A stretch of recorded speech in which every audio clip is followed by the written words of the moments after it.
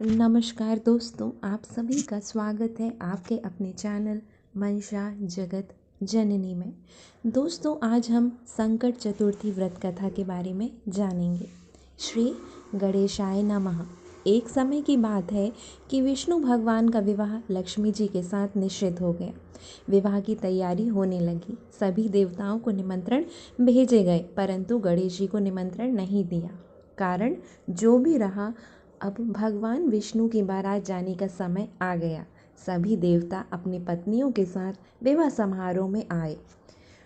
उन सब ने देखा कि गणेश जी कहीं दिखाई नहीं दे रहे हैं। तब वे आपस में चर्चा करने लगे कि क्या गणेश जी को नहीं न्योता दिया है या स्वयं गणेश जी नहीं आए।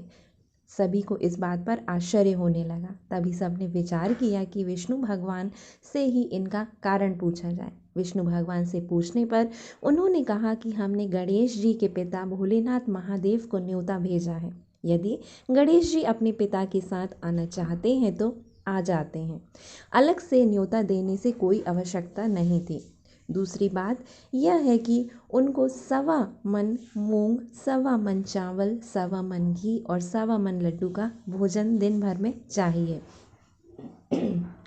यदि गणेश जी नहीं आएंगे तो कोई बात नहीं, दूसरे के घर जाकर इतना सारा खाना पीना अच्छा भी नहीं लगता।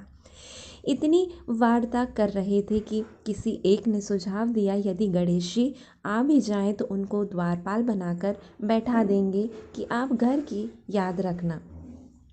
आप तो चूहे पर बैठकर धीरे धीरे चलोगे तो बारात से पीछे पीछे रह जाओगे। यह सुझाव भी सबको पसंद आ गया, तो विष्णु भगवान ने भी अपनी सहमति दे दी। होना क्या था कि इतने में गणेश जी वहां आ पहुँचे और उन्हें समझा बुझाकर घर की रखवाली करने बैठा दिया।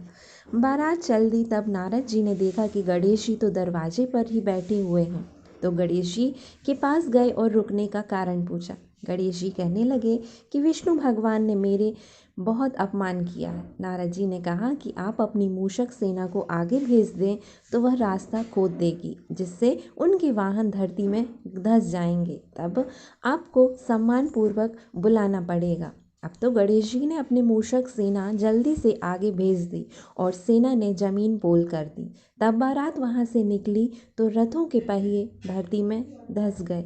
लाख कोशिश करें परंतु पहिए नहीं निकले। सभी ने अपने अपने उपाय किए, परंतु पहिए तो नहीं निकले, बल्कि जगह जगह से टूट गए। किसी की समझ में नहीं आ रहा था कि अब क्या किया जाए। तब तो नारद जी ने कहा, आप लोगों ने गणेश जी का अपमान करके अच्छा नहीं किया। यदि उन्हें मना कर लाया जाए तो आपका कार्य सिद्ध हो सकता है और यह संकट टल सकता है। शंकर भगवान ने अपने दूत नंदी को भेजा और वे गणेश जी को लेकर आए। गणेश जी का आदर सम्मान के साथ पूजन किया। तब कहीं रथ के पहिए निकले।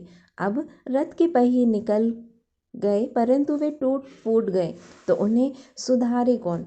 पास के खेत में खाती काम कर रहा था, उसे बुलाया गया। खाती अपना कार्य करने के लिए पहले श्री गणेशाय नमः कहकर गणेश जी की वंदना मन ही मन करने लगा।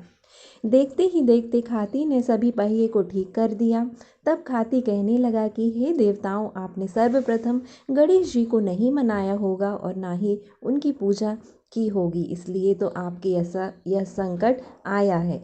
हमने तो मूर्ख अज्ञानी है, फिर भी पहले गणेश जी को पूजते हैं, उनका ध्यान करते हैं। आप लोग तो देवतागण हैं, फिर भी आप गणेश जी को कैसे भूल गए। अब आप लोग भगवान श्री गणेश की जय बोलकर जय जाएं तो आपके सब काम बन जाएंगे और कोई संकट भी नहीं आएगा। ऐसा कहते हुए बारात वहां से चल दी और भगवान विष्णु का लक्ष्मी जी के साथ विवाह संपन्न कराकर सभी सकुशल घर लौट आए।